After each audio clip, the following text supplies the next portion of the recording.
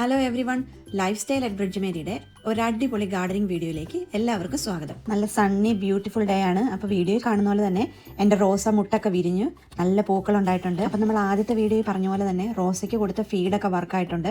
അവർക്കൊക്കെ നല്ല അടിപൊളി ബ്യൂട്ടിഫുൾ കളേഴ്സും വന്നിട്ടുണ്ട്. അപ്പോഴേ ഈ കാണുന്നത് ഞങ്ങളുടെ ഗാർഡൻ അല്ല കേട്ടോ, ഇത് ഞങ്ങളുടെ വീടിൻ്റെ അടുത്തുള്ള ഒരു ഗാർഡൻ സെൻ്ററാണ്.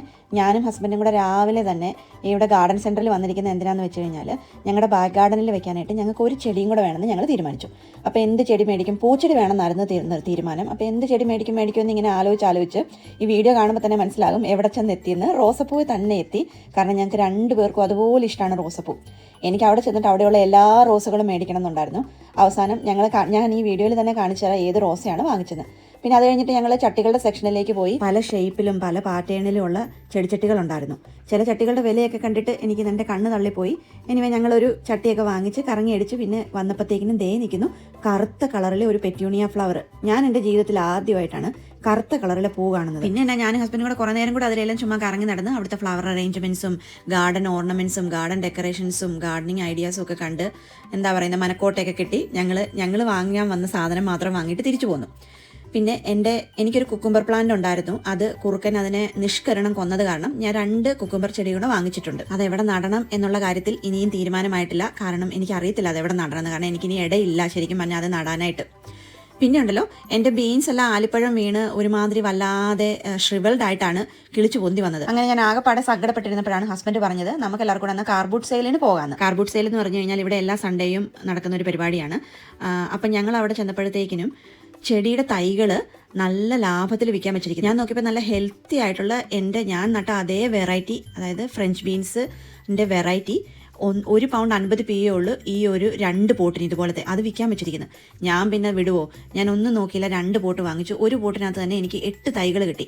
ഇത് ഞാൻ ഗാർഡൻ സെൻറ്ററിൽ പോയി വാങ്ങിക്കാനാണെങ്കിൽ നല്ല പൈസ കൊടുക്കേണ്ടി വരും കേട്ടോ. കണ്ടില്ല, ഞാൻ മേടിച്ച തൈകളും ഞാൻ കിളിപ്പിച്ച ബീൻസ് തൈയുടെ പരുവം കണ്ടോ? ബീൻസ് ഒരുമാതിരി അരണ്ടിരിക്കുന്നു പാവങ്ങൾ. എനിവേ കുറേ ബീൻസിൻ്റെ അരി പാകിയത് കിളുത്തുമില്ല.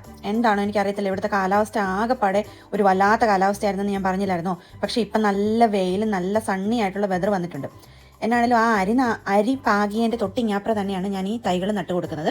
എന്നാണേലും അരി ഇനി കിളുത്ത് വരുന്നെങ്കിൽ കിളുത്ത് വരട്ടെന്ന് ഓർത്തുകൊണ്ട് തന്നെയാണ് അങ്ങനെ ചെയ്തത്. കുറുക്കൻ സാർ വന്നിട്ട് ഇനി പുതിയതായിട്ട് നടുന്ന തൈകൾ നശിപ്പിക്കരുത് എന്നുള്ള പ്രാർത്ഥനയായിരുന്നു ഇതിങ്ങനെ നടുമ്പോഴത്തേക്കിന് എൻ്റെ മനസ്സിൽ. അപ്പോഴത്തേക്കിന് സാറ് വന്നിത് നശിപ്പിച്ചോ അതോ ചെടി അവിടെ തന്നെ ഉണ്ടോ എന്നുള്ളത് ഈ വീഡിയോയുടെ ലാസ്റ്റ് ഞാൻ പറയാവേ. കാരണം ഈ വീഡിയോ ഒരു ദിവസത്തെ അല്ല, ഒരു 3-4 ദിവസത്തെ അടുപ്പിച്ചുള്ള വീഡിയോയാണ്. അപ്പോൾ നമുക്ക് നമ്മുടെ റോസച്ചെടി ഇനി നട്ടാലോ. അങ്ങനെ ഞാനും ഹസ്ബൻഡും കൂടെ ബാക്ക് ഗാർഡനിൽ ഒരു സ്പോട്ടൊക്കെ കണ്ടുപിടിച്ച് റോസച്ചെടി നടാനായിട്ടുള്ള പരിപാടിയിലാണ്. ആദ്യം ഒരു കൺഫ്യൂഷൻ ഉണ്ടായിരുന്നു ഏത് കളർ വാങ്ങണമെന്ന്. പിന്നെ അവസാനം ഞങ്ങൾ ഓർത്തു നല്ല വൈറ്റ് കളറിലെ നല്ല എലഗൻറ്റ് ലുക്കിംഗ് ആയിട്ടുള്ള റോസത്തായി വാങ്ങിക്കാമെന്ന്. പിന്നെ അതിന് ചേരുന്ന ഒരു ചെടിച്ചട്ടി മേടിച്ചു. അപ്പം ഇതാണ് ആ റോസാപ്പൂ. ഇതിനകത്ത് എഴുതിയിട്ടുണ്ട്, അതായത് ആ വില്യം ആൻഡ് കാതറിൻ എന്നാണ് അവർ ആ റോസാപ്പൂവിന് പേരിട്ടത്. അതിനകത്ത് ഓൾറെഡി ആ കാർഡിൻ്റെ പുറകിൽ എഴുതിയിട്ടുണ്ട് ഇംഗ്ലീഷ് വെഡ്ഡിങ്ങിനൊക്കെ യൂസ് ചെയ്യുന്ന റോസ് ടൈപ്പാണ് കേട്ടോ. അങ്ങനെ അതേ വൈകുന്നേരമായി, നല്ല വെയിലുണ്ടായിരുന്നോണ്ടാന്ന് തോന്നുന്നു നമ്മുടെ സുന്ദരി റോസ് ഒന്നുകൂടെ വിരിഞ്ഞിട്ടുണ്ട് കേട്ടോ. അതേ ഇപ്പം എൻ്റെ ഒരു കൈയല്ല 2 കയ്യിൽ നിൽക്കുന്ന അത്രയും വലുപ്പമായി. ഇതിനിയും വലിപ്പം വെക്കും, അത് ഞാൻ കാണിച്ചു തരാവേ.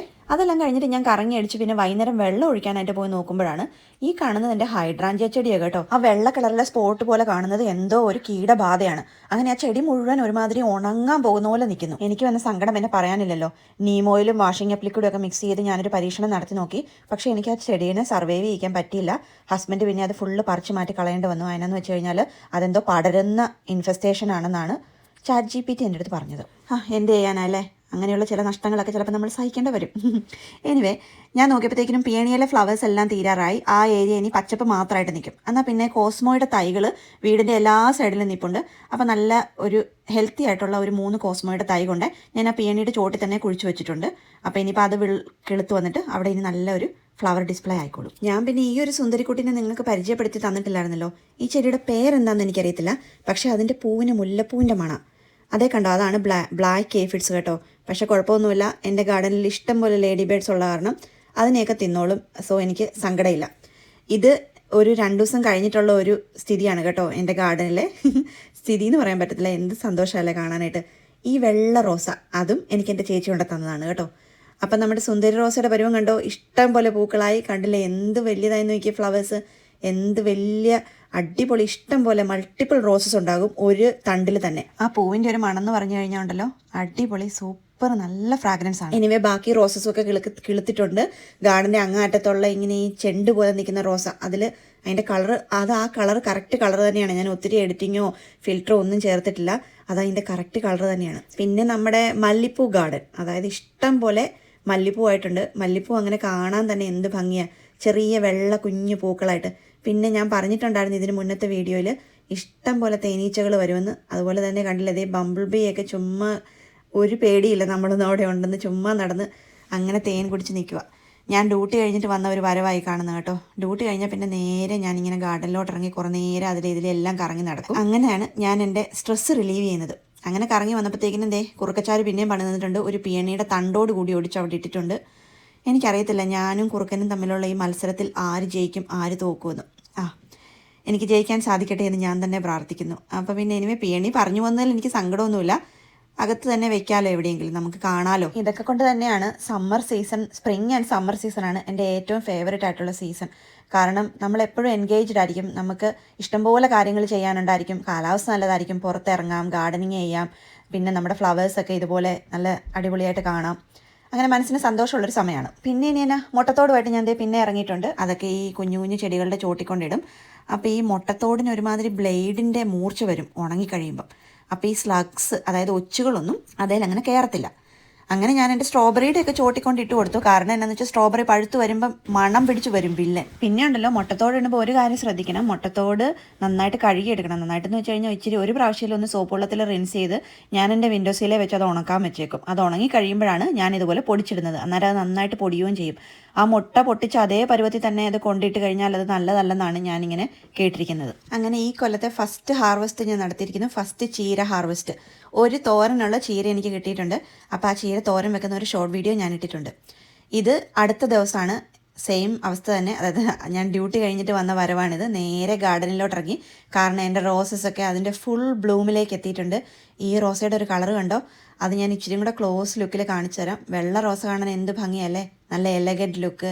പിന്നെ എൻ്റെ പിങ്ക് സുന്ദരി റോസ, പിന്നെ എൻ്റെ മാംഗോ കളറിലെ റോസ, ഇതൊരു ഡീപ്പ് പിങ്കാണ്.